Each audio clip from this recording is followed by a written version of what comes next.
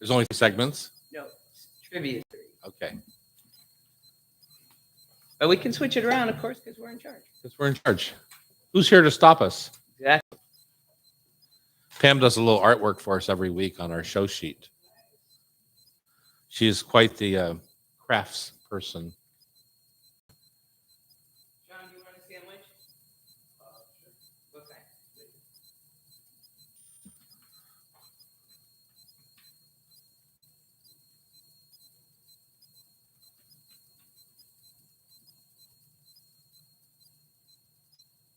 This is going to go super fast today if Terry doesn't show up for a little bit. Terry has developed a IPF, intopulmonary fibrosis, I think is what it is. It's dreadful. And so when he comes in, he'll be on an oxygen machine and take it off for the show. But he has to usually kind of settle in a little bit first. But it's incurable and it's progressive. So he's been dealing with it now for about 2 years.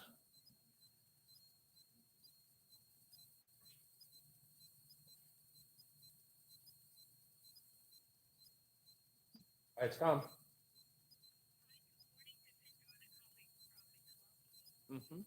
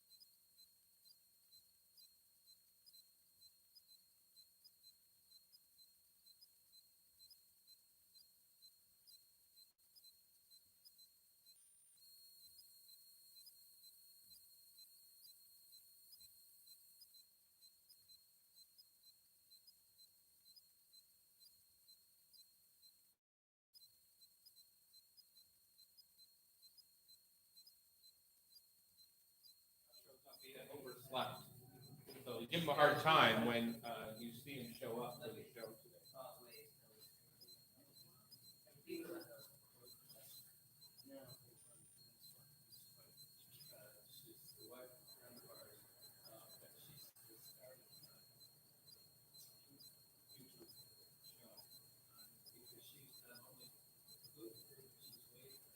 Oh, boy.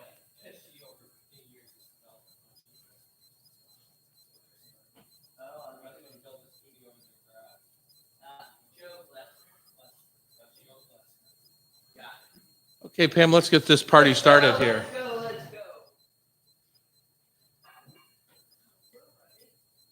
let's go.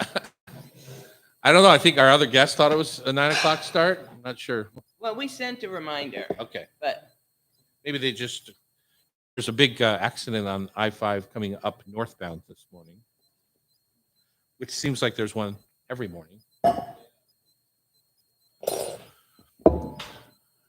All right. Are you ready to pull that mic up to tight to you? yes, sir.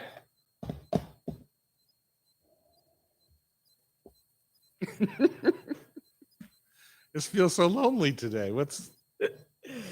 It's a good thing we all get along. I know, exactly. Welcome to the Hot Stove Society Show on Cairo Radio. It's Tom Douglas here flying. Not solo. I'm here with my pal Pam Hinckley, our producer, and Sean McFadden, who's over there on technical production this morning. We have a couple of lively guests in our audience that are enjoying a cup of coffee We are here at the Hot Stove in the lovely Hotel Andra in downtown Seattle, 4th and Virginia. If you ever want to come by and say hi during our show, just buy a ticket on hotstovesociety.radio.com. Phew. Yeah. I don't know what to do this morning. I've already worked out. We're taping a little early today. Hi to YouTubers that are watching us. If you go to Tom Douglas and Co., you can find our portal to get to our YouTube visual. I know some of you watch live. Most of you watch during the week at some point. We're going to have breakfast this morning from the Dahlia Bakery because Chef Annie Elmore isn't here this morning. We're all lonely. We're lonely. We're so sad. Topics of discussion today. We're going to switch the cadence of the show. You know, we wind up the show with our food for thought, tasty trivia. This time is going to be in the first hour, so we're going to mix it up, get a little crazy on you today. Our live guest didn't want to get up so early. Come for the 8 o'clock. So our favorite edible thistle, the artichoke, is going to be on the menu today. We're going to talk about how to cook it and maybe embellish it without going crazy. Oh, good. Because I hate sometimes when artichokes are all prepped in advance, you lose all the leaves, all people save is the heart, and that's such a waste. Ray's Boathouse is celebrating its 50th anniversary. We're excited to have Doug Zellers and Jack Sickma in studio to honor their long tenure of hospitality on the Ballard waterfront. It reminds me, I was down at the airport yesterday accepting the first Copper River salmon. Oh, that's right. With Trident Seafoods, who's having their 50th anniversary. And, I know all these people. Oh, yeah. You know what that means? We've been around for a while. Yeah.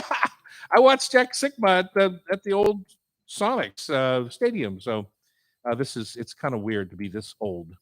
We're scooping up some delicious plant-based ice cream with Frankie and Joe's founder, Autumn Martin. Now, you worked with Autumn at Theo Chocolate years ago. Yeah, I'm a big fan of her artistry. She takes creativity quite seriously. What did you see in her right away that you were on her wagon long before anybody else, I felt like.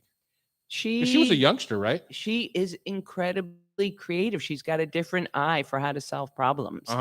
And she did a couple of art shows at Theo in our store that blew my mind. One was all the seasons, the 4 seasons, and she crafted all of these trees out of sugar sculptures.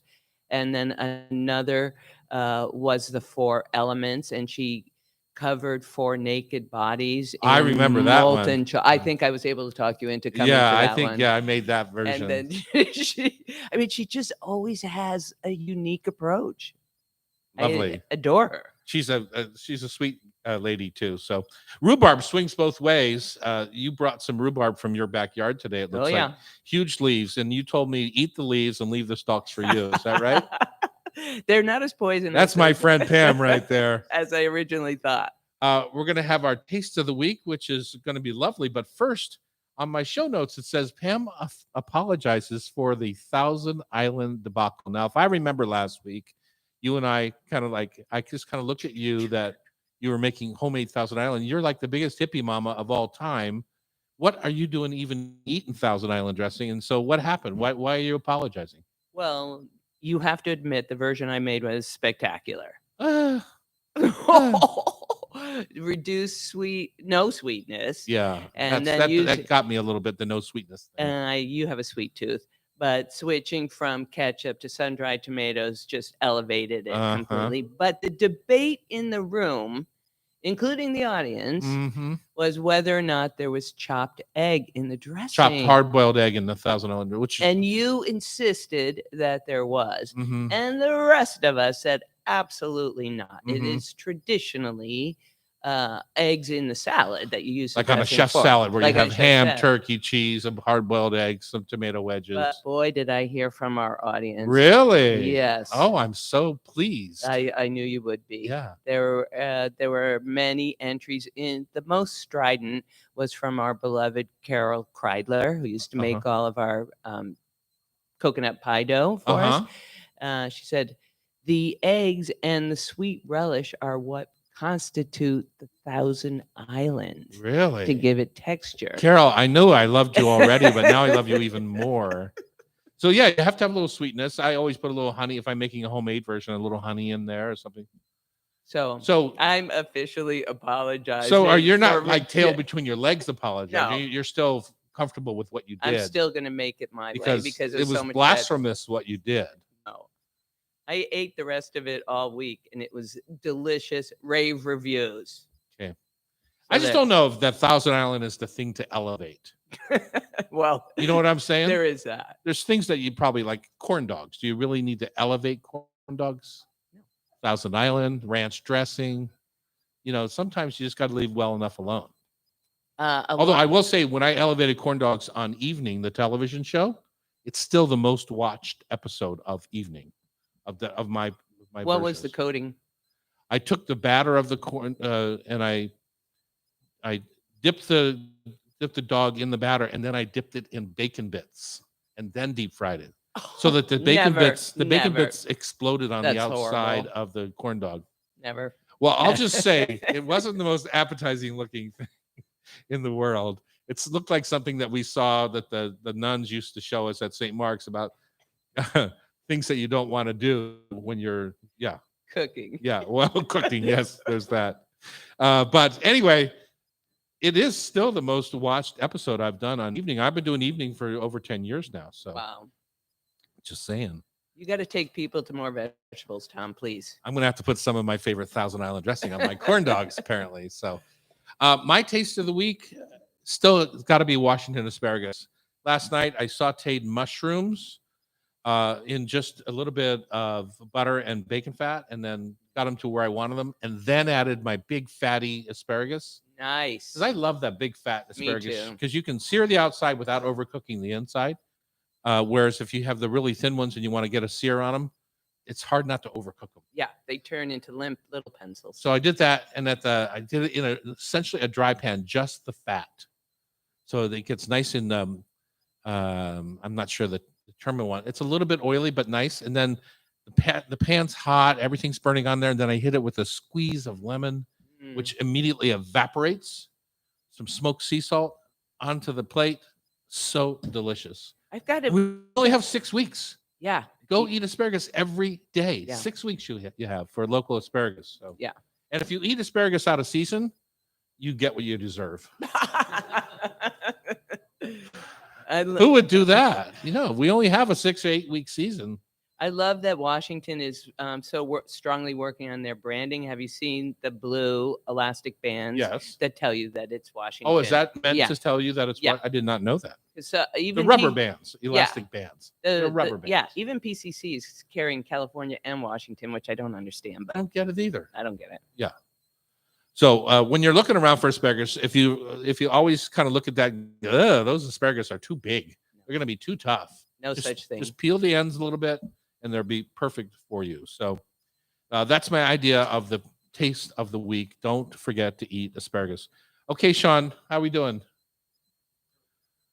Sean is directing me to go into the next segment. It's the Art of the Artichoke on Cairo Radio, Hot Stove Society Show, 97.3 FM. Oh, yeah. Sounds good. Well, wasn't that exciting? Segment number 1. She is literally on the edge of her seat. You survived. She's holding on with 2 hands. She's holding on with 2 hands. And she's like, woo! I feel like there's a little breeze going through your hair.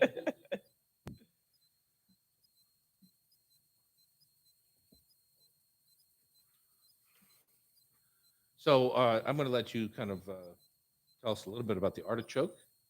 Because when I get started, then I don't stop. So I don't have a lot, but yes. Yeah. Well, our artichokes are going like crazy at the farm. So the cows even came over the fence to try and eat them. God, the bowl is so big next to the neighbor's bowl. Oh. Does that still freak you out a little bit? Yeah.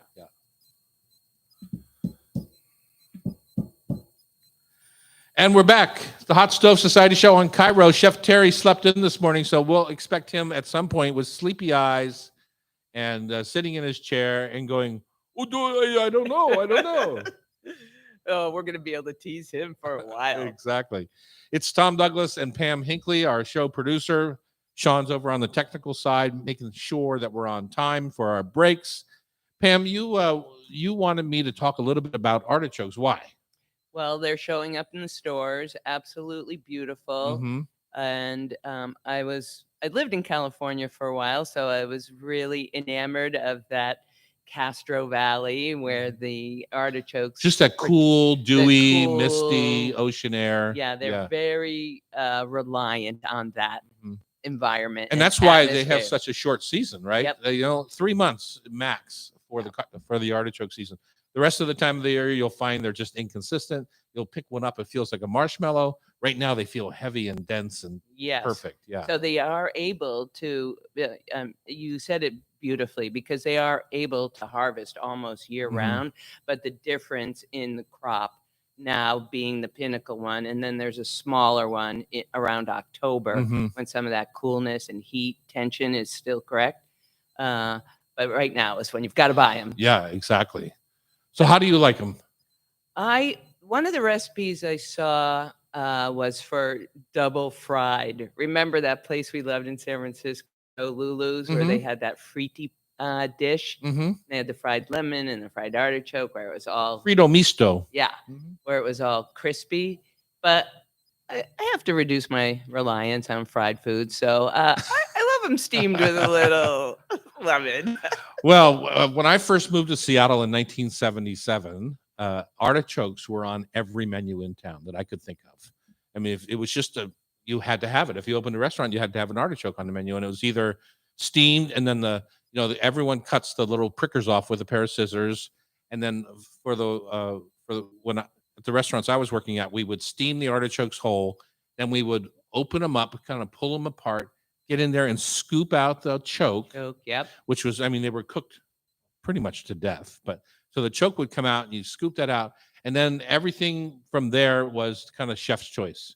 But typical in the Seattle area at the time was baby shrimp with breadcrumbs or something like that, put back into the artichoke and served as a kind of a cold lunch salad, or as if you wanted it hot again, it would definitely be like cheesy breadcrumbs inside. And you'd pull the leaves out a little bit and stuff every little area of the artichoke with these breadcrumbs, and then pop it back into the oven. You put a ladle of butter over top. So it's just cheesy breadcrumb deliciousness. That sounds good. Now we don't do that. No. That's a very 70s, 80s thing okay. to do. Yeah. So What's don't the do that. modern version? So the modern version, I just put them on the menu when the Palace reopened because it's the season, right? They're beautiful.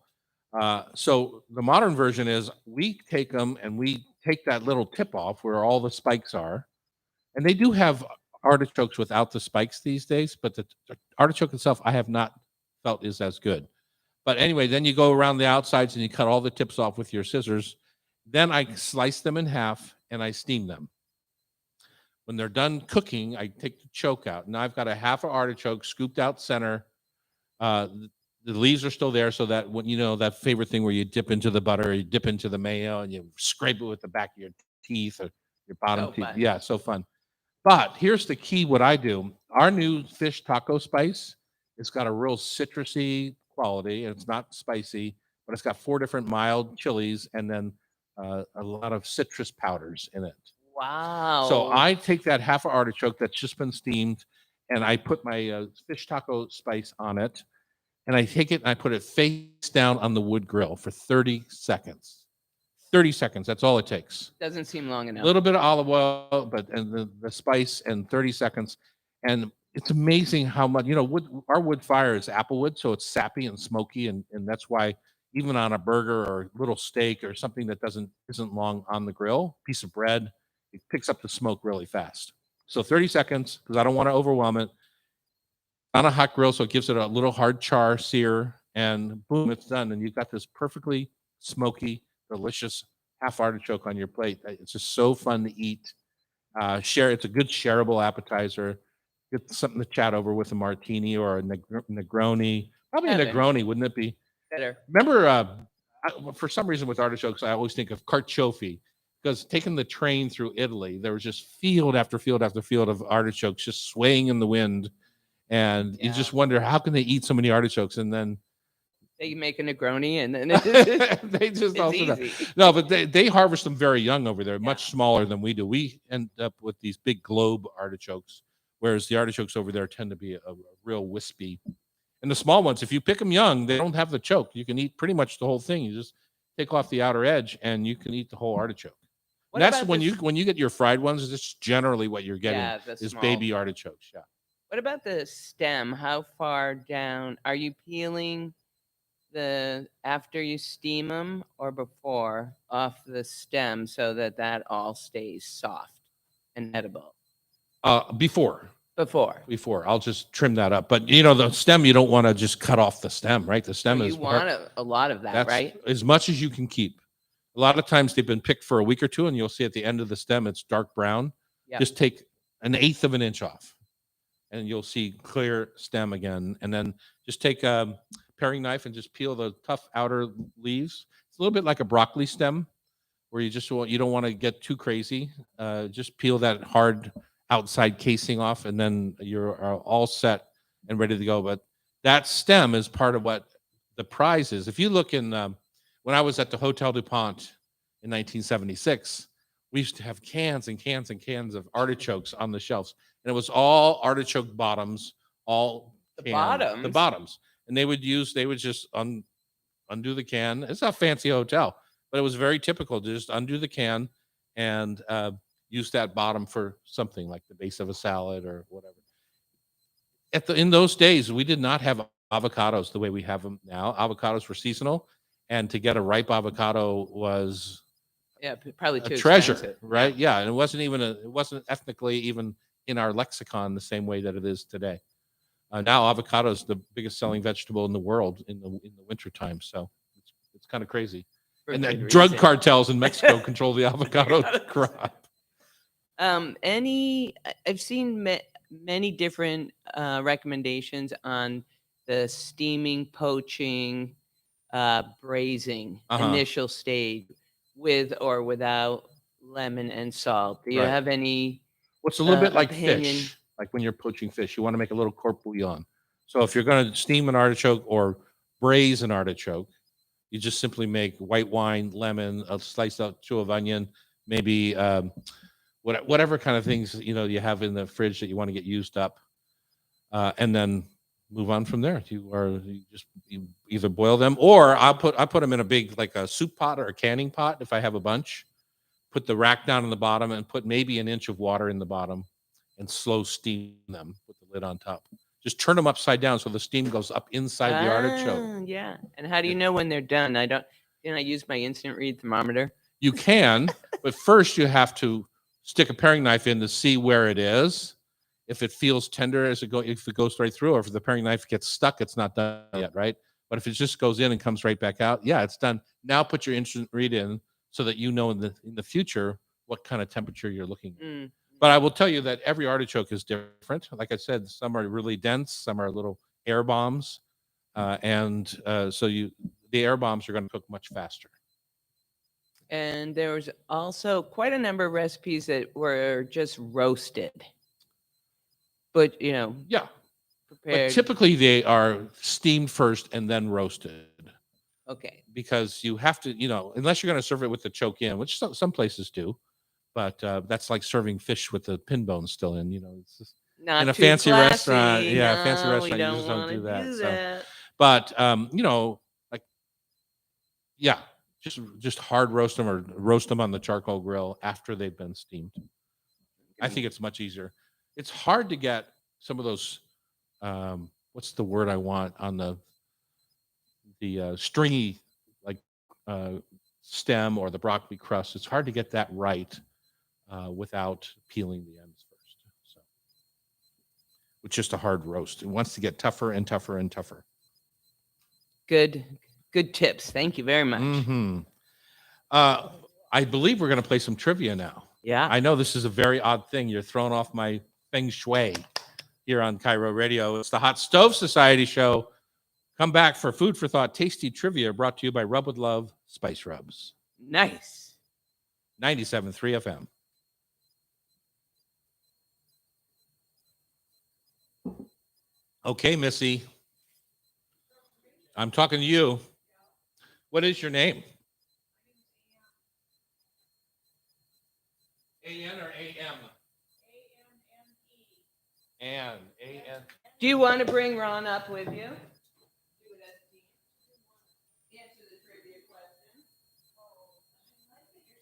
Great.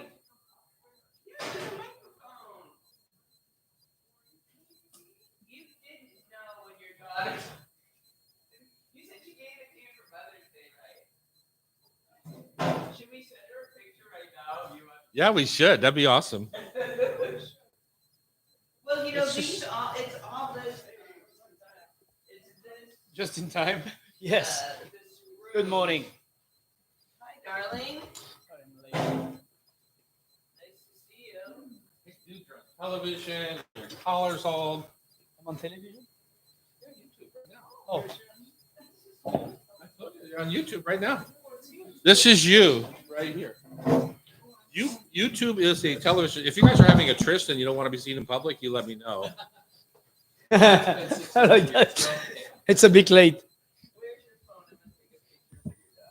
I'm gonna take a picture of your daughter. Trivia on first segment. What are you trying to bring mutiny on the bounty?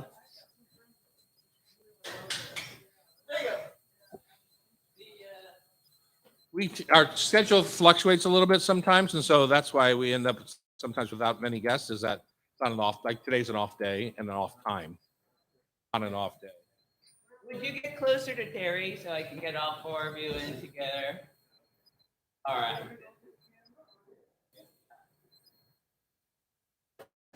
Morning, Bob.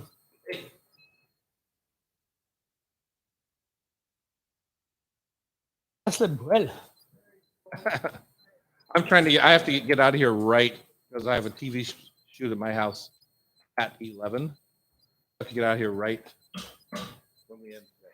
If we can end a little bit early, that'd be great. Okay. This is Ron and Ann. Good morning. Bonjour.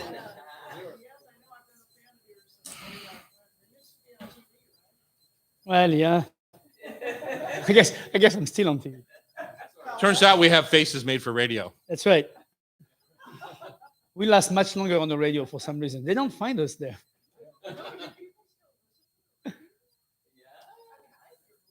Well, the radio is a podcast.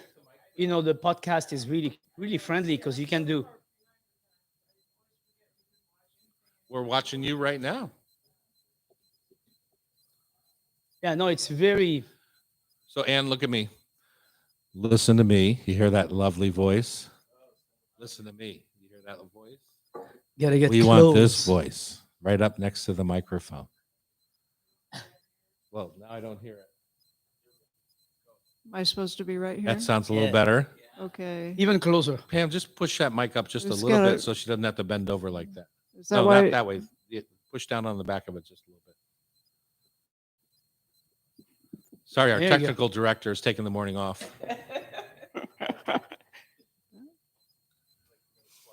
All right. Here we go. Oh, that sounds good, doesn't it? Little FM Yeah. radio right there. Chef, are you ready to get started? I'm ready, but the trivia, I'm like, this is gonna be weird. He's been working on his fake French accent for a lot of years. Oh, it's fake. Yeah. Oh, I'm from Wisconsin, Sheboygan. oh really? So you know where that is. Many people look. All right. You ready, set? Yep. We're back in the house on Cairo Radio. It's the Hot Stove Society Show coming to you from the Hotel Andra in downtown Seattle. Chef Thierry's alarm finally went off and he chose to join us for the show. Welcome, Chef. You're most unwelcome. Well, you kidding? no, I'm I not slept kidding. so well. Yeah, I could tell. I'm rested. We are here. Ron and Ann are here. They're our only guests today, so we roped them into playing Food for Thought Tasty Trivia with us. We can't wait. Ann is very skeptical. But, you guys got these tickets as a Mother's Day present. Is that right? Yes. Oh, lovely. Beautiful. Your kid is so smart. Yes, she Yes, is. indeed. Food for Thought Tasty Trivia is brought to you by Rub with Love, our own brand of dry spice rubs. Our warehouse in Ballard is where we mix and mingle a mosaic of flavor profiles, and you can pick any one, including the brand new All-Star rub in honor of the All-Star game this summer, any one of the 21 flavors or sauces. We love being in the brewery district. Plan a date to buy a rub, eat a serious pie pizza at our picnic tables, and check out one of the 12 frothy tap rooms right in our there at 14th Northwest. Yeah. 52nd and 14th. Such a cool Northwest. neighborhood Yeah, I now.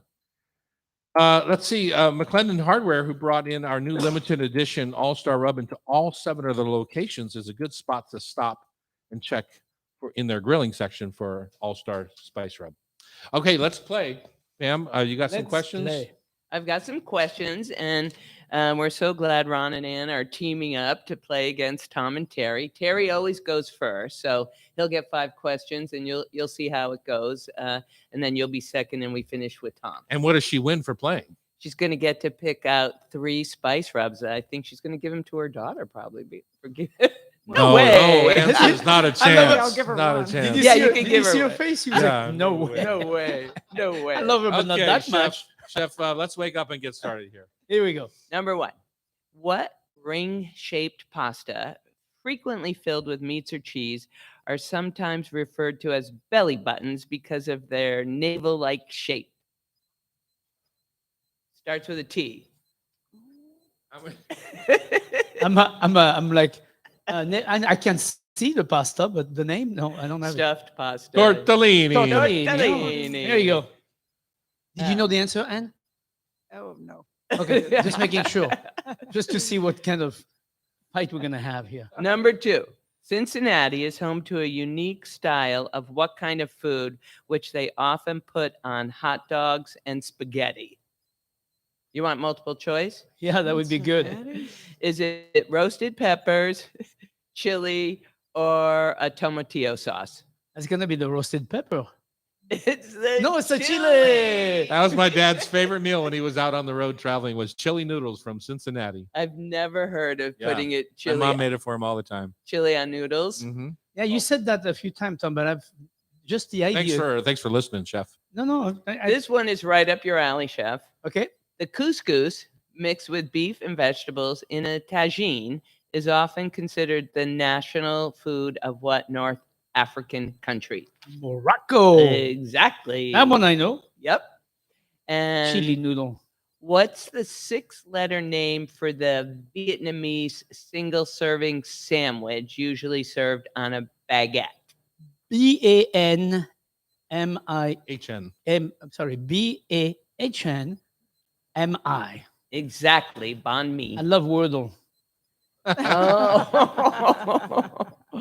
And finally, what is the term for a sweet pie of British origin, often filled with a mixture of dried fruits and spices referred to as meat? The pie is traditionally served during Christmas and was once known as mutton pie, but Is that mince pie? yeah, mincemeat pie. Nice job, Chef. Strong Poof. start. Boy, waking up. Just this above morning. the average. 3. Ron and Ann. Oh, this one's tricky, but I'll help. Lactobacillus and streptococcus Bless are you. the 2 most common bacteria used for creating what grocery store staple in the dairy department, which skyrocketed to popularity in the 2000s? Yogurt? Yeah. Oh, we've got. I would have some said kefir, so I would have been wrong on Yeah, that. you yeah. got. We've got some smart In the ones today. 2000 yogurts? Wow.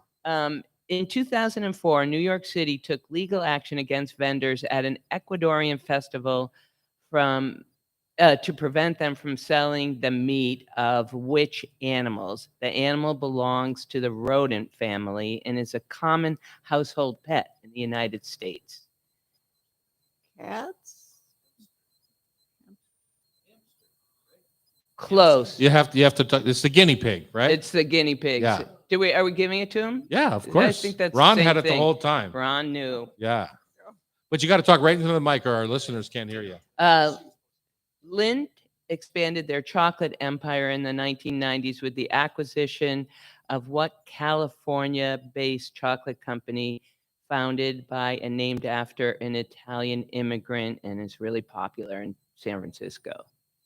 Ghirardelli? Exactly. Yeah. Wow, nice I job, think man. we have world travelers on Even our I knew Yeah. that. Coffee was the first food to undergo what process for cold temperature long-term preservation? It was popular in the 60s and 70s, and it's you don't see it around much anymore. Very convenient form of coffee. Freeze dry? Yes, I love you. Wow, that was I was shaking. I was like racking my brain I for know, that I'm one. like, Yeah. See, it's called bruise dry. Freeze dried. Oh, freeze dried. Freeze dried. Got it. I They heard took it bruise- to they took it to the moon, I think. Yeah. What? And finally, what upscale retailer was founded in Austin in 1978 by John Mackey and Renee Lawson? The small store was initially called Safer Way as a spoof of Safeway. Started in Texas, now is national leader in natural foods. Now owned by Amazon. There's a Whole similar Foods? Yeah. Are she five? Are they Five for out of five. five? Wow. We're never inviting our guest up to the mic again. No. And next time we see you nervous, we know not to invite you. That's a bad sign. This is her first time ever even seeing the show or hearing the show. Yeah, you need to be nice to me because I'm planning to bring back all my friends next Yeah. time. Oh, I'm sorry. I meant to say every time you come, you'll win. Tom Douglas? Mm-hmm. On Seinfeld, while Jerry and Elaine are waiting for a table at a Chinese restaurant, Jerry dares Elaine to eat what food from a stranger's plate? An escargot. Egg roll. Number 2. What? Why would just curious, why would I know this? I never watched Me Seinfeld, neither. so I have no Yeah. Okay, idea. all right. What pop superstar teamed up with Oreo to offer her Little Monster fans a themed pink cookie with green filling, released as a limited edition in 2021, and she is now the spokesperson for Dom Perignon. Another one of those, Tom, you can pick anybody. Let's say Dolly Parton because she's a youngster. Lady Gaga. Lady Gaga. Oh, wow. Number 3, the traditional recipe for pound cake includes 1 pound each of 4 ingredients: flour, sugar, butter, and Flour, sugar, butter, and eggs. yeah. Yes. Yay! Now owned by ConAgra Foods, what brand of cake mixes, pie fillings, and other sweet treats is named after a man who was born in Bowling Green, Kentucky? Mr. Duncan Hines. You got it. And this one is so perfect for you. The snack that smiles Our back. listeners could just see your face right now. I know. You're feeling mighty proud about yourself. I just know you'll like this one. The snack that smiles back is the slogan for what salty vegetarian snack? The snack that smiles back. Comes in a lot of flavors now. Really? Mm-hmm. You even use them for something. Oh, Ooh. I use them for some. Maybe it's E-Town. Oh. Yeah, I saute them in butter and bacon fat. Exactly. Yeah. Goldfish. Goldfish. They're Mhm. smiling back at you. Yeah, exactly. wow. How'd he do, Terry? He did 3 out of 5. So Tom and I are tied, but the big winner is Ann and Ron. Well, congratulations. Thank you. That was a so fine much. showing for somebody who's never even seen our show before I or know. heard it or care about it. And there is Or- hope. There is hope. There is hope after 22 years. Coming up. I got it. I just making sure because yeah. Well, let's jump right in from trivia to rhubarb. When we come back, is it sweet or is it savory? On Cairo Radio, it's the Hot Stove Society Show, 97.3 FM. Hello, ladies. Hello. I believe your seats are right there in front of you if you like. You don't look like Jason and Joan. Welcome.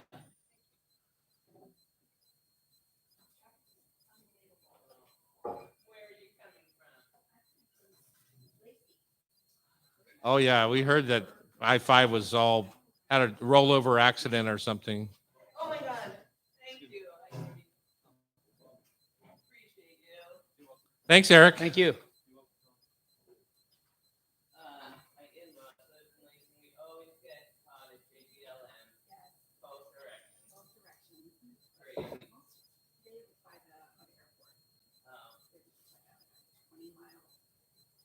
You want to get any coffee before you settle in? 20-mile backup. Love that.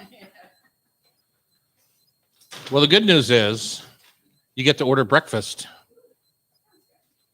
I'm going to give him what we have here. You don't get any. Fine by me. I've already worked out this morning. I don't need breakfast. I'm high on life.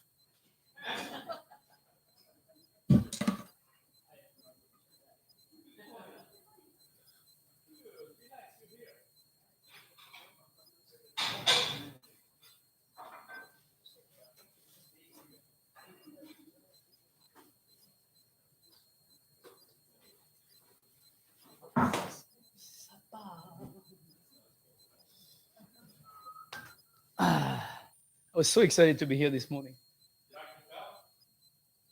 Somehow my phone was full and turned off in the middle of the night. I don't understand. I've never seen that. I woke up and I was like, what the hell? My phone is dead. And then I turned it on. It was 100%. And I'm like, what the? And it was plugged in. I don't know what happened. But yeah, I think that your phone. They mess with your phone. They probably, I don't know what they did in the middle of the night, but I didn't do anything. It's just strange.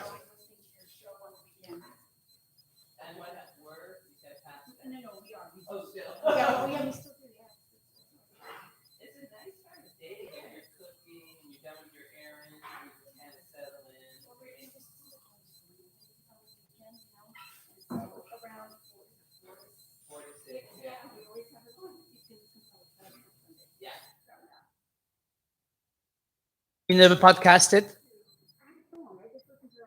It's okay. We need to keep the radio listeners too. So Oh yeah, of course, of course. Some of our house plantation.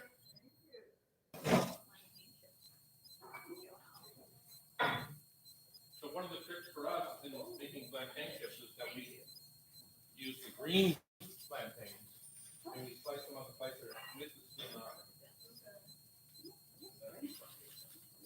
Well, aren't you just the entertainment? Yeah. You look like it. It does look like it, doesn't it? Yeah, if you put like, So the skin is still on? if you put the smoky barbecue on it, it could be very bacony. Yeah. Yeah, here you go. I had the all-star rub on pork chops last night. And it's perfect. Didn't use enough.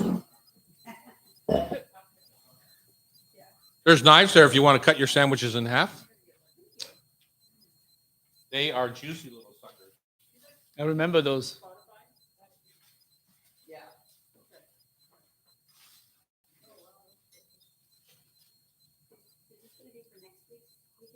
Nope, This weekend. this weekend. And then we're taping one tomorrow because I'm going to be in Scotland. So we're taping one tomorrow for the following week's show.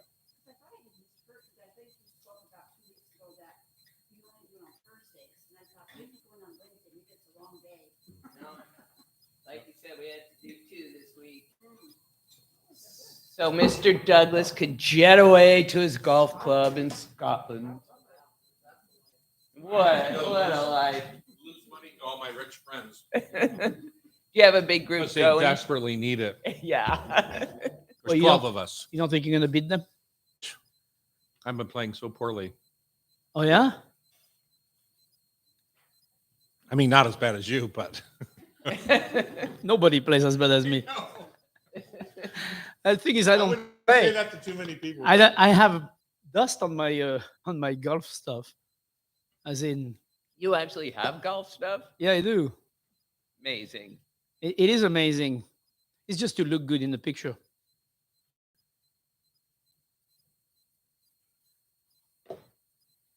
Rhubarb, let's go. Let's go.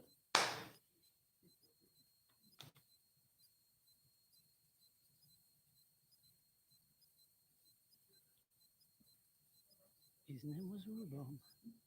A polyganecy. Wow. It's a good word too. How did you know how to even pronounce that? I was I read it. I was gonna stumble over it, and Polyganecy. it just But it's flowed kind of right- like Latin word, you know. Yeah. It's like, I want you Did to you say say hello to our YouTubers watching? oh, bonjour, YouTubers. Yes, I forgot to say bonjour to them. Very excited to have you here today on a Wednesday. It's awesome. Awesome. All right, here we go. Here you go. Welcome back to Chef Come on. Terry Rotro, who decided to join Oh, us yeah. today. Party motivator. Party motivator. We're going to talk a little bit of rhubarb, Chef. Yeah. It's actually getting towards the end of rhubarb season because to me, it's not the most flavorful thing in the world. It's a beautiful color, especially these crimson rhubarbs. And did you know, I always remember this from our show. I learned this on our show, is that when somebody is having a strawberry rhubarb pie, Yes. you know that it doesn't necessarily have strawberries in it because Correct. there's a type of rhubarb called strawberry rhubarb. Correct. Yeah, I learned that here too. Exactly. So did you know that, Pamela? I did not. Yeah, there you go. There's just a little thing every week. I like to bring something to the table. Thank you. This week I'm bringing strawberry rhubarb to the table. Well, I don't like the way the texture of strawberries when they're cooked. So that's stick- good news. It is really good news because I agree with you. And I'm just Yeah. not the biggest rhubarb fan, but I'll eat it this time of year because that's all there is. But now that we're moving into asparagus, Yeah. I mean, I goodbye. think rhubarb can be, to me, first of all, I think there is flavor in rhubarb. But I mean, it's got a bitterness that you don't find in many. Right. There is many it's plain, acidic. Yeah. many plain vegetables out there that are boring. This is not boring. I mean, you can definitely diversify, and I like them. We used to pickle them at Luc and use that with pork chop. Mhm. That's really good when you have That is a great combo. when you have a pickled, semi-sweet pickled with bitter that goes on top of a nice grilled meat. Mhm. I mean, I think that marries really well, and it's a nice combination. And So let's talk about that from beginning to end. Just Right. give us, because a lot of people have the stalks and they're so used to just putting it in something sweet. I made strawberry rhubarb brown butter cakes the other night where I put the Uh-huh. rhubarb in the caramel, Right. put the cake batter on top. And then when I turned it out, you have that really beautiful kind of caramelized rhubarb top. Right. But I will say that's fairly typical of rhubarb to be used in those kind of scenarios. right, Let's talk about the pickle and how do you get moved down, because to me, what I hate is when people overheat the rhubarb and it becomes this stringy mess. to me, there is two things about rhubarb. It's not just about being red. Many people will insist on wanting the rhubarb to be red, so they keep the skin on, the fiber on. And I'm like, it's not very pleasant to eat if it's not a perfect ripe rhubarb where the fibers are going to melt. It's really not pleasant. So just take the skin off. I know I'm going to drive you crazy. You're driving me crazy right now. See, yeah, of course. Just peel the rhubarb off. Peel that And nice then- red skin off, throw the skin away. The And nice red skin. Did you try eat that before? it's got tannins just like a red apple does. No, it's got much stronger fiber. It's not always pleasant. to eat. Let's go back then. Well, you said you pickled it. Yeah. Well, you didn't pickle stalks of it, did you? Didn't you I slice could- across that fiber? Exactly. So then it doesn't have fiber anymore. I mean, it's I know, but I'm talking about when you want to peel them when the fiber is really thick. It's just like celery. Some celery are very young and tender. Some celeries have very strong fiber. has Just anyone saying. in our audience ever peeled celery before? Absolutely. Oh my God. Yes. Confirmation. Above the average, 3 out of 5. Yeah. Okay, Tom Douglas, you That'd be shut up. 3 out of 6. You're shut off. Okay.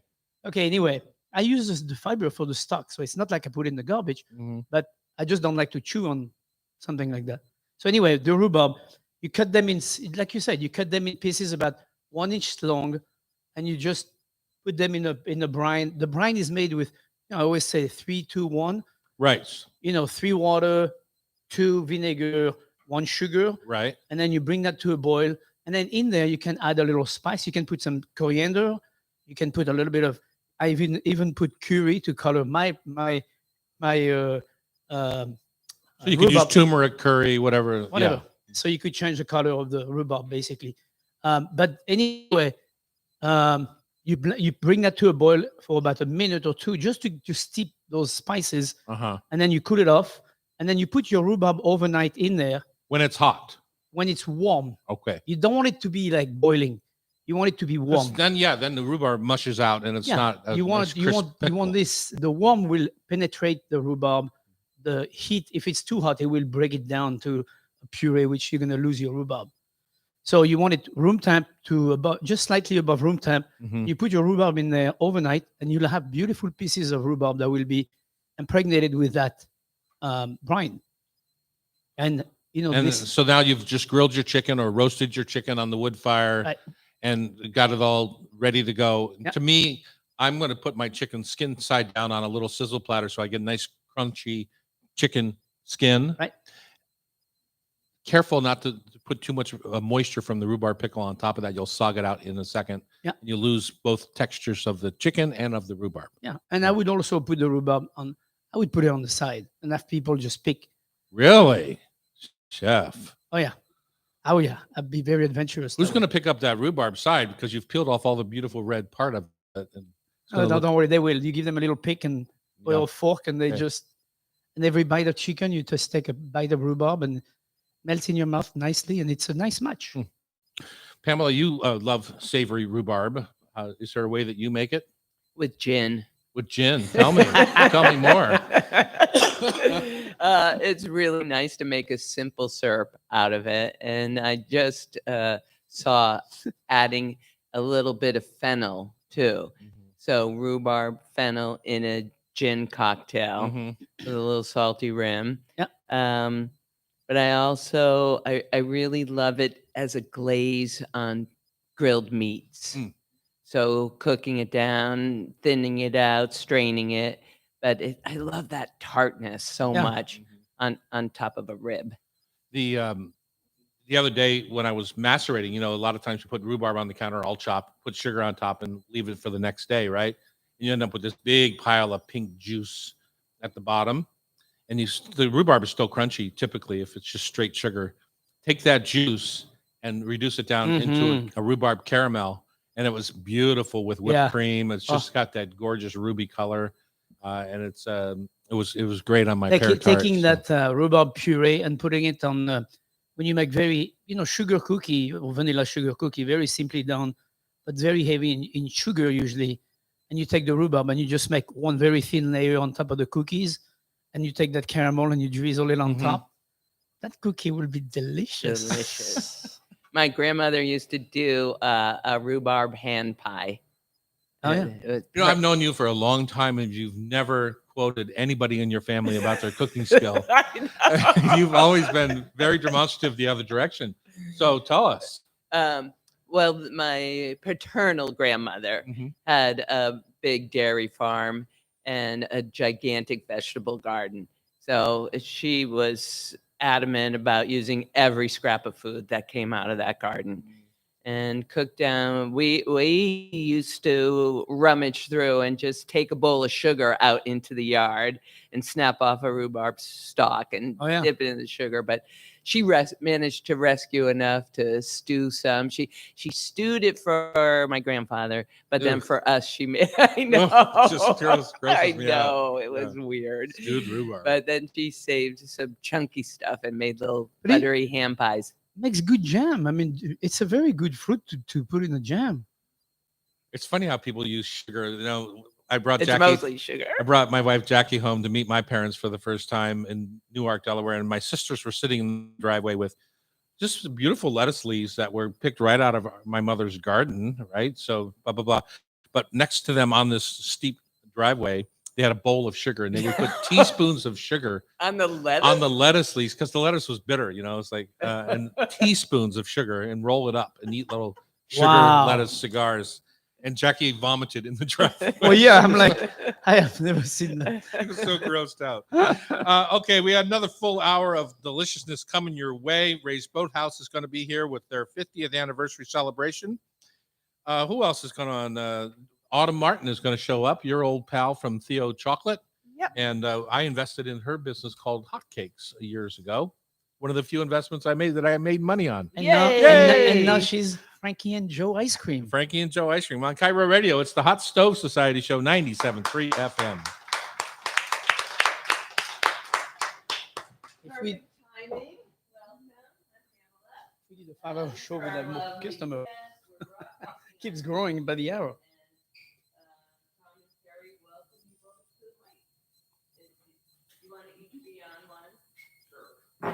I was just telling them how old we are. Ray's is turning 50. Trident Seafood is turning 50. I'm getting ready to turn 50. Uh-huh. Yeah, right. 50 years in the kitchen. Good morning. How are Yes. Okay. Hi, Tom. I'm sure he's used to looking up his head. Okay. Nice to meet you. I haven't seen you out and about in a million years. A few times when you were first on owning Ray's, but that's about it. And golfing. Golfing, yes. I know you're a a big- little of that, but yeah, I would rate eating right up there too. So, All right, the man on my heart. And who are You can you, eat- Missy? Hi, Lauren. You're great. Nice to see you. Good morning. It's 6'11". Do you want to switch? How you doing? Because you're only higher taller than the camera that's behind you. Oh, he's on this one. Oh, he's on this one. Okay, great. I'm just looking over here at that. And I want. well, testing. What do you think? Looks like it's Stay good. hydrated, Doug. Thank you very much. Thank you. Thanks for having us, gentlemen. Absolutely. It's worth a celebration. 50 years in this business. Oof. It's a lot of hotcakes. Congratulations to you. Yeah, it's a lot of salmon too. Yeah. Wow. I just saw Mo Shaw yesterday. No way. She's helping Jen open her new place over in Newcastle. Uh-huh. And Mo's consulting with her. She said she had such admiration for you as a good family man and a good human being, and she wanted to be remembered. Well, she reached out. She visited Ray's, I think, a few weeks ago. Yeah. She reached out. Yeah, She mentioned Doug treated her like royalty, and I told her that she absolutely is royalty as far as Ray's is concerned. Yeah, well, she was there for a long time, so Yeah. I actually miss her. I haven't talked to her for a while, face to face. So I haven't seen her in years. She's off to Paris. Yeah, she's got a consulting gig coming up that's really exciting that I can't tell you about. But yeah, she's got some nice clients. You know, we were dancing with her when we hired you instead, if I remember right. Wasn't that when you took over as our Yeah, CEO 15 years ago? We were talking with Mo.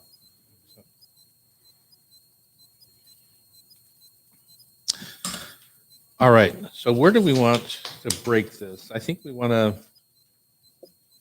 2 segments. I think I want to start with segment 2 first, Pam, the history, and then we'll go back to segment 1 and talk about where Ray's is today.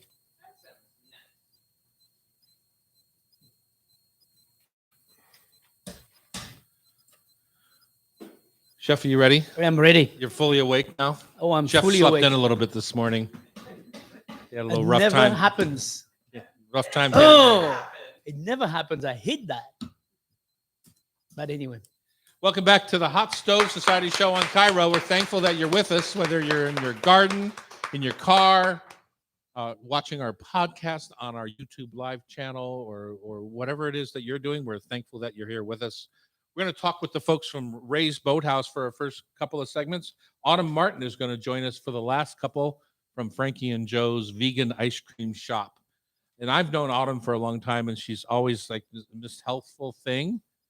And so we're going to find out if vegan ice cream is really something to behold, or you know what she's going to say. She's just going to, oh, it's the best. I don't know. We'll see. We'll find out. I can't wait to see Autumn and see what she says. All right, let's jump right into Ray's Boathouse. You're celebrating your 50th anniversary. Doug Zellers is here, and Jack Sigma, co-owners of the Ray's Boathouse over there on Shilshow Avenue, right? Yep. Doug? Yeah. And how long have you been involved with Ray's? Oh, I turned 10 this June. This June. And Jack, you've been with Ray's for. I think it's 40. Did you buy in when you were a Sonic, or was it after you Yes. retired? Yes. Oh, I was during with it. Yep. Wow. No kidding. I was fortunate enough to find out that maybe there was a little piece of Ray's available, and I jumped on it, being familiar with it as, you know. You were a visionary. Well, I think the vision was there already. I just got a chance to jump on board. So, It was only 10 years old when you bought it, right? yeah, something like that. Sure. Yeah. So I mean, 10 years is not. you know, at that time, the Sonics were such a piece of Seattle's fabric. I remember I was a young chef in '77 at Benjamin's in Bellevue when Lenny Wilkins and all those guys were living over there and would come into Benjamin's after the game or on the nights off or something. So big fan of that era of the Seattle Supersonics. So not too many people have jumped into an investment in Ray's or investment in any restaurants and come out whole. You seem to be doing just fine. People always kind of trash the restaurant industry, but it's been a steady business, hasn't it?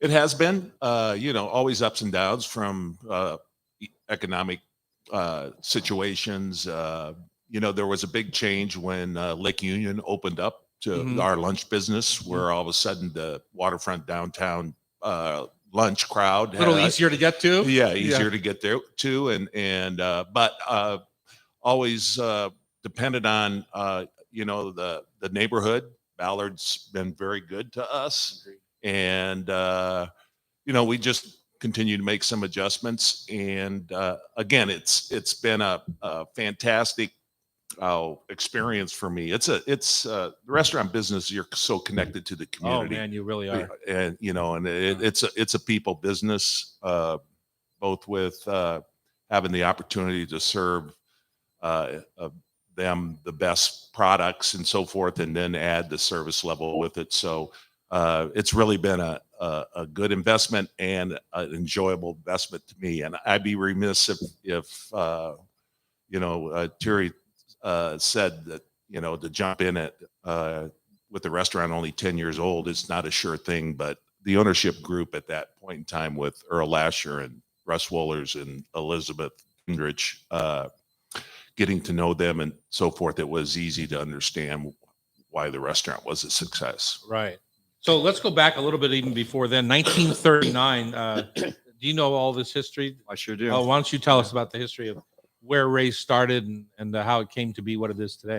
Ray Lichtenberger had a fishing business down on Harbor Island. On Harbor Island. So the other end of this. The other end, Yeah. And it started to become, with all the boat traffic, started to become real congested. So he wanted to go someplace where it was totally quiet and there was no one around, and fishing was good. So he went to the middle of nowhere. He went to Ballard, and that's 1956. Treeless Ballard. Treeless Ballard. Isn't that crazy? The Norwegians just cut everything down. Yeah, they built boats out of them. And I have to say that today is the Norwegian Independence Day. So it'll be a big celebration in Ballard today, a little nod to the community for us. So he came in the middle of nowhere and built a dock and started a boat rental business in '56. That big 40-foot red neon sign went up. And from my Did understanding, it go up then? 1956. No. Oh, okay. So yeah. So he turned that little bait shop, and then he started selling some coffee, and then he started selling some chowder, and it turned into a kind of a little more of a booming business. A few restaurants were in there that he had. There was a little retail shop. I remember a barber shop, Jack, if I'm right? Yeah, where it's a banquet facility now on the north end. There was. And then Rick Ellingson from Bargaining and Ellingson and Russ got together, and they said, "Hey, there's the spot opening up. Ray wants to get out. What do you think?" And that's kind of the beginning of it, with Earl Asher and some other players. And they said, "Let's make this into a really nice restaurant." And they took it over. And Russ had a lot of background in culinary from all over, and he said, "Let's create a steakhouse concept, but using fish." Back in the early '70s, all your fish was in the breaded, deep fried, and covered in butter and so forth. And he said, let's get the best fish we can, jealously protect those ingredients, treat them like a steak, under the broiler, a little salt, a little pepper, don't mess with it. And that's the concept they came out with. And I think we all agree that that's kind of where the Pacific Northwest ended up. And that's where the cafe still is, upstairs. Downstairs, it seems like you try to do a little bit different work with it, but the cafes is still kind of true to that. Yeah, the full meal deal at Ray's is, you meet your friends for happy hour upstairs in the cafe, you fall in love, you have your first date downstairs in the boathouse, and you get married next door in catering. That's The complete circle. Yeah, Yeah, that's it's the kind of like trifecta. Walmart. You go in and buy your tires, and you come out with a haircut. Well, I mean, I was just getting to Seattle at that time in '77, and I met Russ, and he was doing a lot of work with ink prints with fish, which is something that I really loved. I still have an octopus today from that era that is just inking the octopus and then putting it on a piece of paper and making an art project out of it. You've gone through some trouble sometimes too. The dock burned up, I think twice. Is that right? That where the restaurant burned up twice? Restaurant burnt to the ground in '87, down to the water line. And then again, 10 years to the day, believe it or not, they had a small little kitchen fire downstairs that closed them for 6 months. Yeah. So the third anniversary of that day, the 30th of that, we were all walking around with fire extinguishers, pretty paranoid. Yeah, I mean, it's such a tragic thing when you see that happen. And knock on wood, Yeah. I haven't had to deal with something like that yet. Well, but there's stories, and people still come in. They say, I remember when, and months later, weeks later, people were mailing in checks saying, "I'm sorry, I didn't get a chance to pay. Here's the check for our meal." That Right. It was the community was so great, and No, so of they course. rallied around us. It was amazing. No, I mean, to me, Ray's Boathouse, a few nights ago when it was hot, first thing I told my wife was, yeah, I guess we could go to Ray's. And I go, unfortunately, it's 7:00. I know we're late. you and everybody As else. in, the whole city wants to go to Ray's Yeah. the minute the sun comes up. It's a magnificent spot. And I'm always astonished by the fact that we don't have many places like this, even though we're surrounded by water here. I mean, Ray is a very special location. It's very special to be sitting on that top floor, on the cafe, watching the sunset. It's special. All right, we're going to talk about more of those memories when we come back here on Cairo Radio. It's the Hot Stove Society Show, 97.3 FM.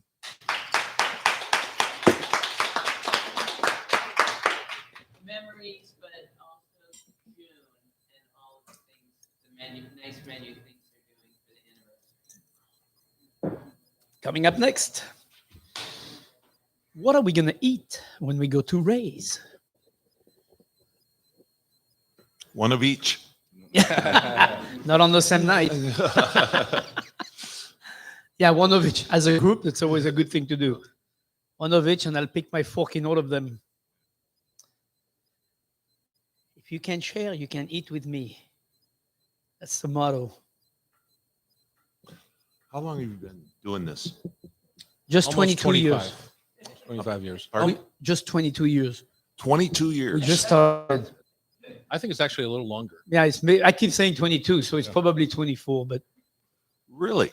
Wayne Luvison and I argue about who was the first Caucasian to put the Kasazuke Black Cod on the menu, and he swears that he was. I swear that I was at Cafe Sport, and so we've never been able to really figure it out. I'd be curious.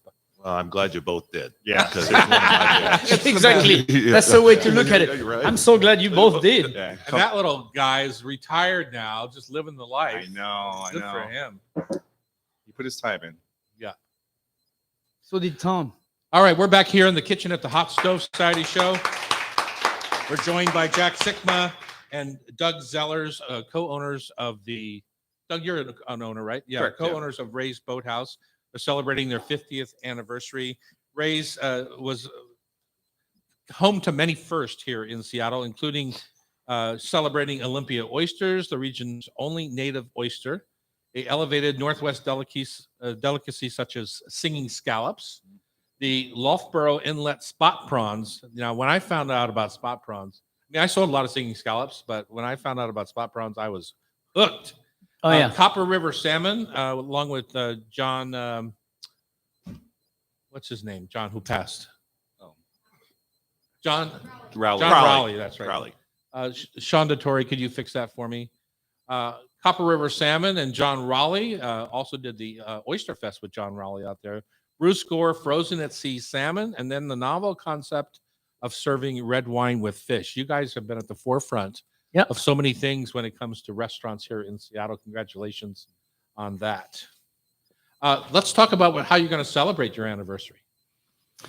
We came out with a program last fall. We said, hey, let's celebrate something every month, kind of culminating in June, which was I think it's June 23rd, is our actual 50th anniversary date. So we picked a protein, and we said, our executive chef, Kevin Murray, let's pick something from the Ray's cookbook. We were kind of in the middle. I think Seattle Kitchen, I want to say it was about 2001, and Rover's cookbook, I think that was around 2005. So we came out around 2003, and we said, hey, let's throw a little bit of a retro recipe in right from the cookbook, and then let's put another spin on it. We'll do an old world, and we'll kind of do a new world where Chef Kevin has an opportunity to do something fun. So this month currently is black cod, sablefish. We're having some fun with that. Last month was halibut because of course that's the first of it. We did Pen Cove mussels in March, and coming up here in June, we're going to focus on king salmon, and we'll slowly transition that salmon into Copper River. It landed a couple days ago. I think. I know. I got it at the airport. Yeah. Yeah. It's a big thing. So they were letting it rest yesterday, and they're going to fabricate it today, and we're going to see what comes up. That'll be on the menu starting today. And yesterday afternoon, I was butchering 150 pounds of salmon yesterday, and it's like I was one big sticky, slimy mess because when it comes out of the water so fresh like that, it still has all the slime on it, which is a good thing. I mean, that's a good sign when your fish. I wish all my fish were slimy. Yeah. That's always what I say. Yeah, it's an ocean slime. It's not a bad a bad slime, but God, I almost cut my arm off. They were so slippery. Oh yeah. And anyway, so yeah, looking forward to the Copper River season. As you wind through, Chef Murray, how does he feel about the history? Does he feel responsibility for the history of Ray's, or? Yeah, I mean, we all do. Yeah. Everybody's invested in it, and that's a wonderful thing about having a team. Is we have had in the past. Jack once said, "We're standing on the shoulders of giants." You try that spaghetti and you cook it, you throw it against the wall. Some of it sticks, some of it doesn't. But don't stop. A lot of things, and we'll try them again and again, and we'll eventually make innovative moves that move this industry forward and move our team forward and help our guest base have some fun and continue to stay fresh after 50 years. And to Ray's credit, they've always tried to stay fresh. I mean, that's where the whole downstairs concept came from. And Jack, you've been eating there for 40 years.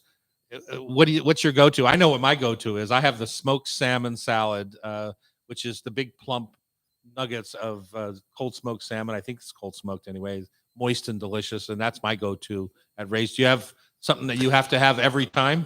I would say for lunch, it would be the fish and chips and the calamari, just upstairs in the cafe. And there's plenty there. I'm a 3-piece fish and chip guy, not a 2-piece fish and chip guy, I have to say. So anyway, that's that. Halibut, lingcod, what's your fish of choice? I'm the black cod and the black sake, either the smoked or the sake kasu. It's prep. nice. Both melt in your mouth. We try to do it at home. It comes out okay, not as good as what Ray's does. So we always love to treat ourselves that way. And of course, salmon is a staple. So when Copper River comes through, or Yukon or whatever, we'll definitely participate in that too. Right. So delicious. If you ever get stuck, I don't know where you live, but Mutual Fish always has the Kazuke black cod in their case down there on Radnor Avenue. So if you're heading to the east side over I-90, just pull off at Mutual Fish, get a little black cod, and then head home. And then look like a hero when you get to someone's house. I know. Yeah. It's caramelizes so beautifully, doesn't it? Yeah. We frequent Wajima. They have it too. They Yeah. have it too. Yes. Yeah, So exactly. actually, we had it at home for Mother's Day. So. Oh, really? Yep. And I didn't screw it up. Well, for some people, that struggle with cooking fish, that black cod is one to kind of take on and own because you basically can't overcook it. It's so fatty and delicious that.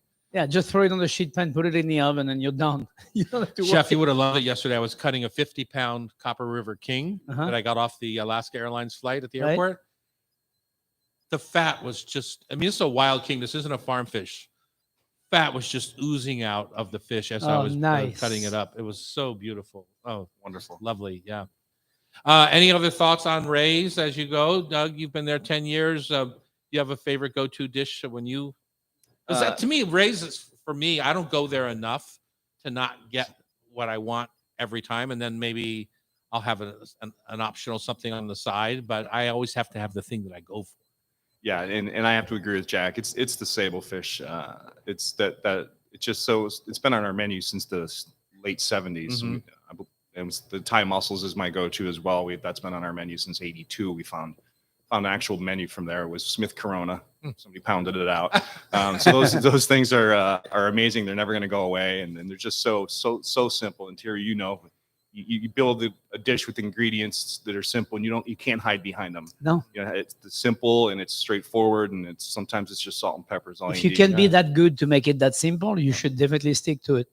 That's always the way I feel. Agreed. You've got good ingredients to start with. You're not going to go wrong at the end. Agreed. one of the great things about the pandemic was it was clearly recognizable early on of how much people appreciate restaurants for their tradition, and exactly what I was just talking about, which is I go there for the sable fish, or I go there for a certain thing. And congratulations to Ray's 50 years of bringing it. Absolute congratulations, because it's a fit to last 50 years. There's only a few in town, and you guys should be very proud of your work. And I drive by the old Hiram's on the way out to Ray's, and it's just thinking about what could have been for Hiram's is what Ray's did. I mean, it's no small feat to keep a restaurant open 50 plus years.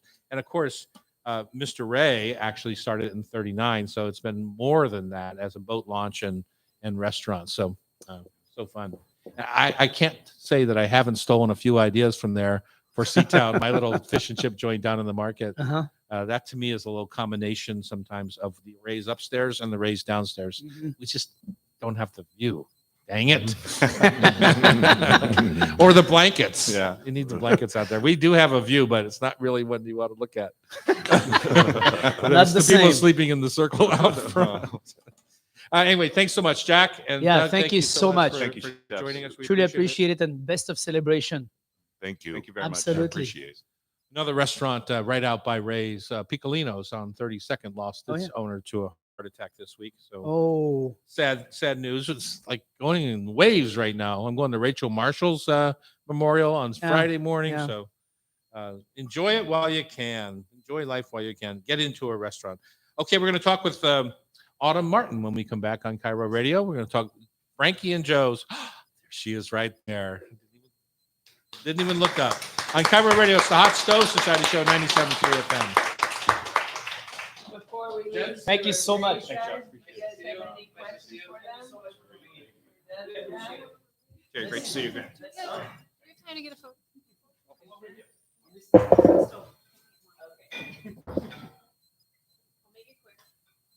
You want me to look short? Watch this.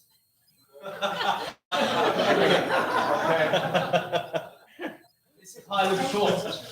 I look short before, Yeah, but now. Tippy toe. Yeah. All right, I'm just taking a few. How many of my chins did you get? The best one. All right. Thank Thank you. you. Thank you, gentlemen. Thank you so much. Thank you, everybody. Take care. May the next 50 be easier than the first one. Autumn, how's your baby? Yeah? I don't know that I've ever seen him. He must be 5 years old now. He's 2. Feels it. He's 2. Hello, Adam. Nice to see you as well.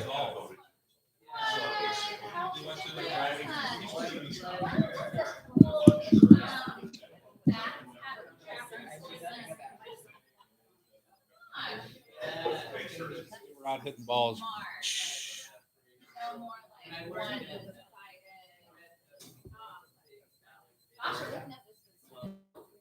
Yeah. Dressed up. I love Autumn. She's like, good thing I took a shower this morning. No, they can see you. They can't smell you, though, so you don't have to take a shower.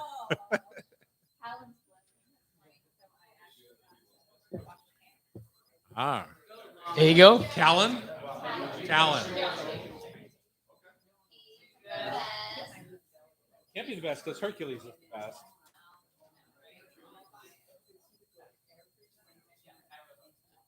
Oh, here's a great picture of him and one of his best friends at the beach yesterday. How about my little rhubarb cakes that we were catering? Yeah, that's nice. Pictures, man. Yeah. Where's my artichokes? Nice. Nice. That's like Ro and his friend Lucien. They are just 2 peas in a pod. Yeah. I made those for Charlie's Catering the other day. Artichoke, I was just talking about. Chicken stock. Hummingbird nest. Raises to the front.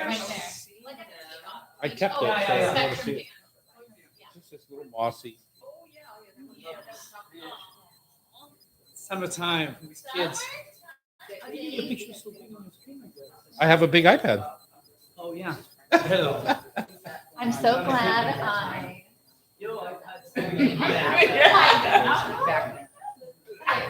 Yeah, they, I thought that was pretty funny, didn't you? but it's not an iPad. It's an iPad or. Yeah. I don't know. It's an iPad. Never mind. Never mind. Your iPad and my iPad sitting by the fire. Anne, are we boring you to tears yet with food cooking on the radio, or what's going on? You okay? Oh yeah. You're never leaving? Well, hey, you know what? You're lucky because this is a hotel and there's a restaurant downstairs. You can actually stay here forever. All right, we have to keep going. Oh, there is that too. Podcast is live. Or is that? It's recorded. It's recorded.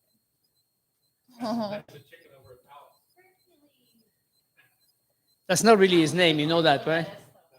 Adam, you know his real name? Yes, that is. Are we on company property or are we not? We are on company Okay, property, thank you but his very real much. name, as he was actually legally named, not by granddad. I heard. Yeah, That's Adonis and amazing. Yeah, Athena and what? Adonis. And Adonis and Hercules. And Hercules. Okay, so these Greek names. Yeah, my What's wife's the- Jackie's part Greek. Okay, yeah. Adam. These are Tom's name, not Loretta's name. Wait, what? Who cares what Loretta names This them? is not- I paid for all her schooling. I have naming rights. But these are their names. Yes. Right, okay. But Loretta doesn't call them by these names. His Oh name is my his god. name is Rory. What are you talking? And the so you Tom. now you see, right? You're too much. You understand, right? That's like They don't know what they're talking Tom's about. living in his Yeah. own world. he's living over on ground here Athena and Hercules. at home. Okay. Okay. Now I get it. Tom. Get what? Bless you. You didn't pay for her schooling. I did. Oh God. The Climate Pledge Arena. They paid a certain Miss amount of you money. They get guys. to name it after. Totally.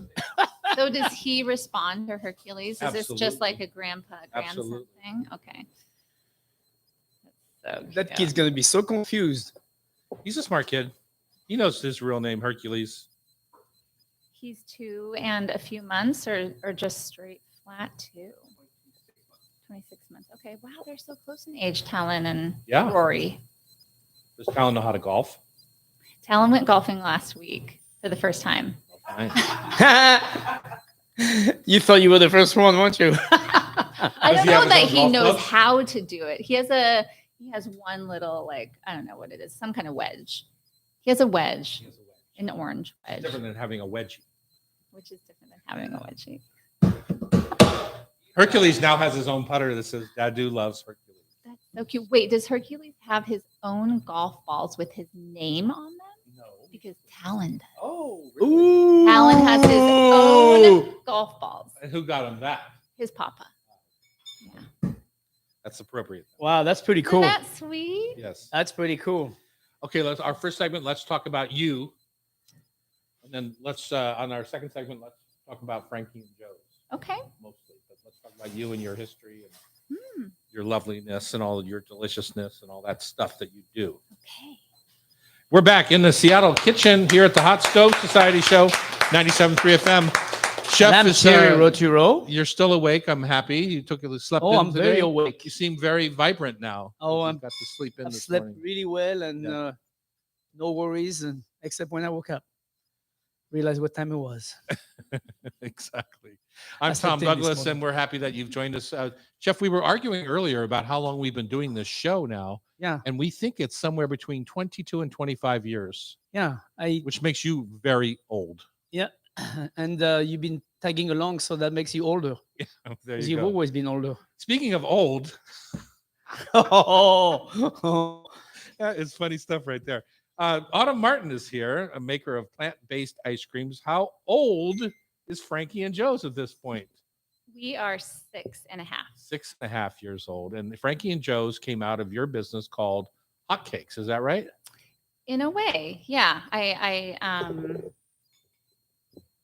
scoot closer. Yeah. Put this closer. Okay. Yeah, I started developing Frankie and Joe's when I had hotcakes. Uh-huh. And it's so far been going good. It's good. Yeah. I'm glad to hear that. Thanks. Let's go back a bit because Okay. you have a long treasured Seattle history. Mm. And I don't know much before. I want to say you were the pastry chef at Canlis. And I don't know much before that or after that. I mean, I know more about after that. But tell Yeah. us about how you got started in this sweet part of the business. Gosh. Well, so I'm from North Seattle, Briar, and Briar. Wow. That was Mhm. early on. Yeah. That was a jungle back then. I know it truly was. Yeah, it was. Now it's cul-de-sacs and less farmland. But Now yeah, it's part of it was Linwood. beautiful. What is it called? Linwood? Yeah, Is no, that it's what you Linwood. said? Yeah. And before it was Aldred Manor.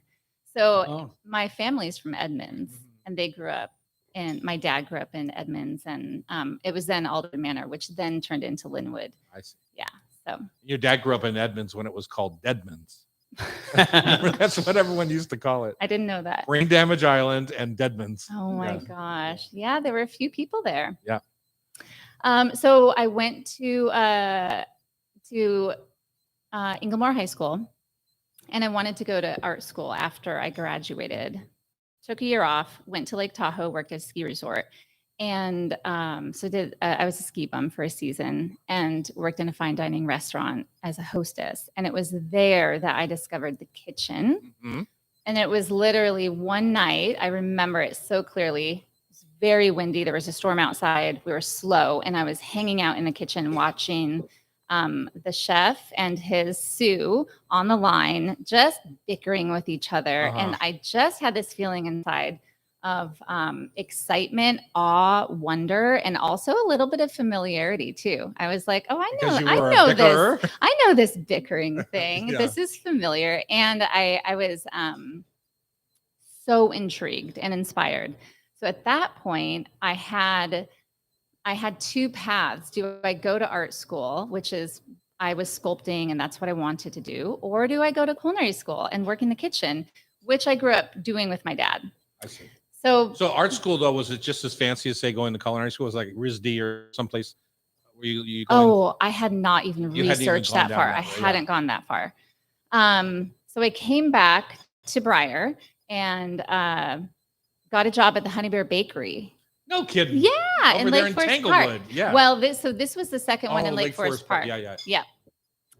I just love really quick. We're talking about all these institutions today. You guys are an institution. The Oh, show is an thanks for that. institution. Yeah. Raise is an institution. You know what that means? We're all Oh. old. We're old. But bless these institutions, and the Honey Bear was one of them. Yeah. So then they paid for a third of your culinary school tuition, which was so cool. And I took that as a sign. Also, there was this amazing cake decorator who was working there when I started. And so I thought, gosh, I could get my sculpting, creative art desire fed if I went into pastry, and I could get my culinary school paid for. Mm-hmm. So that's what I did. Went to culinary school at Edmonds Community College. Okay. And went down the pastry path so that I could also sculpt. Is that when Kathy Sullivan was there? Oh You no, remember? No, that Mm. was. but that was North That was North, Community okay. College. Okay, yeah, I don't know Kathy. And one of my friends in culinary school worked at Canlis at the time. So Canlis, I don't know if they still do this, but then they would have high school students from Shorecrest, I believe. You could come and be an intern in the Canlis kitchen. So she was an intern in high school, and she was still working there as a prep cook. And she told me that they needed a pastry. At that time, the position was not pastry chef, it was the pastry person. And so I went in and interviewed and started my career there. Fun. And had the boys taken over yet, or was it still Chris and Alice? It was still Chris and Alice. Okay. Yeah. But Brian and Mark were certainly there Mhm. when I was there. Yeah. But they hadn't Another institution. taken Yeah. it over. Another institution. Yeah. It's good to look back. I mean, sometimes I just feel old, but other times it's fun to look back and see how the history has evolved of the Seattle dining scene Yeah. over the years. So No, it's very interesting to see how Seattle has evolved. Oh my I mean, gosh. God, in '87 versus today, I'm like, wow, what a change. So here you are, you're at Canlis, and all of a sudden this cool opportunity pops up in somebody in Seattle. The guys from the bakery, Essential. Bakery, decide Yeah. they're going to go beans to bar and do this chocolate gig, Mhm. and that's just intrigued you. So there's a little piece in between. I actually discovered at Canlis the world of chocolate from one of the purveyors at Peterson's, and I cannot remember her name, Elaine, I think. Yeah. Yeah. And she would bring me all these different samples and explain terroir, explain the percentage, and I had no idea that chocolate started from a fruit and a seed. So that really captivated me, and I resigned from Canlis with the intention of going to Central America and Mexico, the origins of cacao, to study down there. At the time, I was actually baking for, oh my gosh, Persimmon. Do you guys remember Persimmon in Yeah. Fremont? Yeah. Yeah. So I was doing her pastry while I was working at Canlis, and her friend, a machinist, was working on the equipment down at the Essential Chocolate Company. And she told me that they needed somebody. So I went down there and interviewed. They wanted me to be their chocolatier. And I was like, nope, I don't want to be a manager any longer. I want to learn from somebody. I want somebody to take me under their wing and teach me about chocolate. And their proposition was, come be our chocolatier, learn everything you can. We'll send you to school and you can grow this program. So that was before. What's the captain of the team that won the world pastry, that Bakery Nouveau, and because he became later on, he came to Essential, right? Yes. And Gosh, he was doing all the pastries and the chocolate for a short term there. so before sorry, I'm Bakery Nouveau. forgetting your name right now. Of course.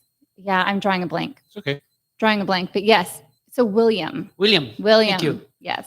William, no, he had just left. So this is why they needed somebody. So he left.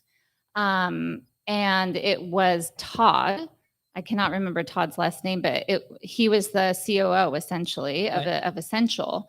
And he was making all of the confections, and he needed somebody to come in and help. So I ended up taking the position.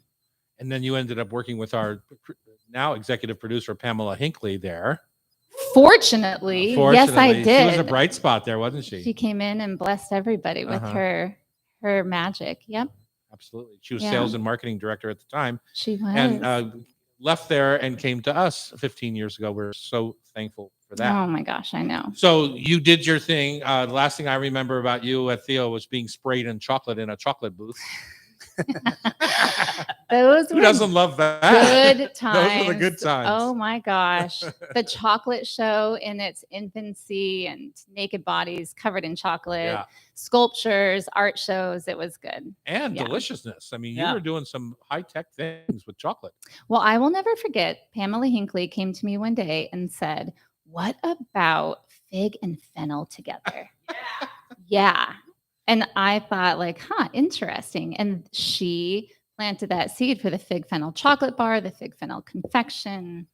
The fennel veggie spice rub that I have in my line is all her. She's a fennel girl. We need to buy her She's fennel. inspiring. She's that Pinocchio. Okay, so when we come back, let's talk about how hotcakes, and then you morphed into Frankie and Joe's and wrap up your amazing culinary career that's so far. On Cairo Radio, it's the Hot Stove Society Show, 97.3 FM. Great history. No, And you have a baby in between. And oh, yeah. I didn't know we were going to be talking about me so much. It's all about you. What do you think about me? Okay, we're back here in the Hot Stove Kitchen on Cairo. We're going through the history of Autumn Martin, who you might know probably most famously through Theo Chocolate as the first chocolatier at Theo, which Pam and I are both still invested in, and of hotcakes, the delicious hot molten cakes in a jar you can buy still to this day in the freezer department of your grocery store or at a couple of hotcake shops around town. You developed that whole concept. But while you were at Hotcakes, and I was an investor in Hotcakes, and one of the few places I've ever gotten my money back from. Thank you very much. But while you were there, you were working on an idea. Are you vegan yourself? I'm not. No, okay. But you were working on an idea for a vegan ice cream. I know you always had a vegan caramel sauce. Yeah. So tell us how that got going. You've had a kid in between, and now you've got your own ice cream shops. And where's it going? Where's your life headed? Okay. All right. Let's start with my dairy allergy. So that's really where the vegan caramel sauce came from with Hotcakes. I actually discovered I had a dairy allergy while I was in pastry school in 2000. So that was challenging. And I just said, like, you're not getting in the way of my newfound passion and love. So it was around 2007 when I really started to feel the effects of having this dairy allergy and eating, all the butter and all the cream. So I stopped eating dairy. And it was 2008 when I started Hotcakes. So when I started Hotcakes, it was very important that I had, non-dairy options. And gosh, I don't know if you guys remember that silly little book I did in 2012, the milkshake cookbook. Oh, now that you say it, I do remember that came out. It was the a boozy silly ones, thing. right? Yep, exactly. Yeah. So I started working on this milkshake book, and it was full of dairy recipes. And it was then that I created a vegan ice cream recipe, and that Like was a the base, start. right? It was a base. Yep. So that started Frankie and Joe's, and I was doing Hotcakes and really wanted a delicious vegan ice cream to eat for myself. I grew up on Haagen-Dazs, so creamy, luxurious. I wasn't eating that any longer, and I needed a good ice cream that I could eat. So I started working on one. Nice. Yeah. And So now what's- you so what- sold. Go ahead. So what's the base? As in, Yeah. if So it's not cow's milk, what is it? right now, so we started doing a cashew coconut base, and now we're doing mostly coconut and oat. Yeah. Got it. That oat is so lovely for texture. Right. Mm-hmm. Yeah, because Yeah. that's the other problem with not using cream is you need that texture, and that's what often is not in when that's removed. When the cream is removed, that's often what you don't find is that textural creaminess that you get in regular ice cream. It's so true. Yeah. Yeah, and it was important to me that that the ice cream from Frankie and Joe's be as good or better than a dairy ice cream. I really this was 2013, and I really wanted more people to have access to foods, traditional foods. These foods that give us nostalgic heart feelings inside of our body. These foods without using animals. Right. And I knew the only way to do that was to make this vegan ice cream as delicious and creamy and fatty as possible. I think the only one I had had up to that point was Tofuti or Yeah. something like that, Mhm. and it's just not my gig. That was more. I Pamela's made gig. one for the that was more like a sorbet in a way, but for the Art Association, I remember working on that and basically just roasted, cored an apple, put honey in it, and crushed walnuts, and put that in the oven and baked it till it was totally done. Blend the crap out of it, and there we go. You And got then to freeze it into an ice cream. freeze it into an ice cream, and it was beautiful because the honey, as you know, create that texture where it doesn't freeze entirely. So it was beautifully texturally. It was very, and I was like, hey, here's a vegan thing that you can really enjoy. Amazing. All you Well, have to do is put spice or honey, or spice or herbs, whatever you want to put in there. Then you could add to that for flavor. But the base of the baked ice cream, a baked apple, is a great texture.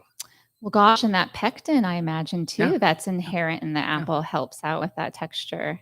Yeah, you Wow. could play a lot as a base, especially in Washington State. True. So you have 2 shops now, we have 3. 3 shops now. 3 shops. And what can people expect to find for spring flavors in there?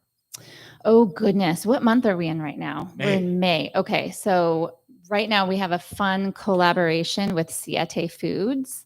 Are you familiar with them? Oh. They're a brand, a nationwide brand, food company, 7 brothers and sisters. They're Mexican American family, and they make your standard Mexican American food, but grain free and vegan. They're amazing, and so we're doing a what is a key lime pie. I can't remember the Spanish name for it. But it's key lime ice cream, marshmallow fluff, and little pieces of Mexican wedding cookies throughout. Is good. Sounds really good. It's really good. And then right now we have our Mexico morning, which is Mexican coffee and cookies and caramel or dulce de leche throughout. And then our Veracruz vanilla, which is always a May staple. We partner with a woman-owned third-generation Mexican vanilla plantation, which I've been to in Veracruz, Mexico, because Mexico is where vanilla comes from, right? This was the origin of vanilla, and It's not Tahiti. it's not Tahiti. It's a different type of vanilla too, right? It's the the station vanilla. Madagascar. No, the It's other not one. Madagascan. No, it's bourbon. The bourbon The vanilla. bourbon vanilla. Okay. Yeah. Yeah, It's I a didn't know different that. Different type of vanilla. But it's good. I love Mexican vanilla. It's really delicious. So good. Yeah. Yeah, and good to support, right? Because once Europe got a hold of it and then took it to Africa and Right. the surrounding islands, they stopped producing it. So we're trying to help get Mexico back on the map for vanilla farming. And so, yeah, that's our other flavor. It's good. And then next month, June. Gosh, can I really announce our June flavors right now? Yeah. Let's do it. It's only 2 weeks away. You know what? I'll do it. Yeah, absolutely. We are paying an homage to Haagen-Dazs for June. Yeah. So we've got 3 Haagen-Dazs classics.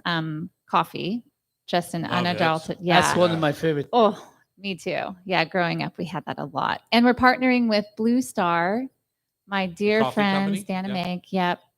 Love them and their coffee. We tested many different coffees, and by far their Highway 20 was the best.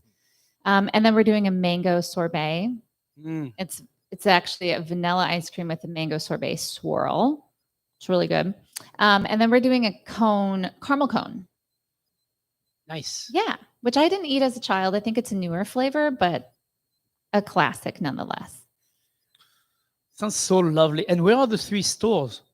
So first one is in Capitol Hill. We opened that in 2016. And then we have one in Ballard, North Ballard, right next to Delancey, and then U Village. Ah. And we have a new store opening in California No way. in June. Cali. You're moving out Cali. of state. I'm not moving. No. California. Where in California? In Marin County. Next thing you know, will be the Salt and Straw all over again. It'll be Frankie and Joe's We'll see. taking over the world. She didn't say no. She just went, we'll see. Well, That's Autumn, like- it's been lovely having you and Yeah. getting caught up on your where you are now, but also remembering all the cool things that you've done in your sweet career. That's and congratulations on your baby talent and all the things that life brings to the people in the restaurant business. Thank you, Tom. Yeah. And you briefly mentioned that you were an investor in hotcakes, and this is true. And one of my biggest supporters and mentors, and thank you for all of absolutely. your support and love over the years. That. That's it for us. If you want to be part of our show, you can join our community on YouTube Live at Tom Douglas and Company. Also, remember, if you missed any episode of our Hot Stove Society show on Cairo, you can listen via podcast. Just subscribe with your favorite podcast app. The show is produced by Pamela Hinckley. Sean McFadden is our technical director, and our talented Cairo editor is Sean. Please don't call me Dottore. Thanks for listening and have a fabulous weekend. Thank you, Terry.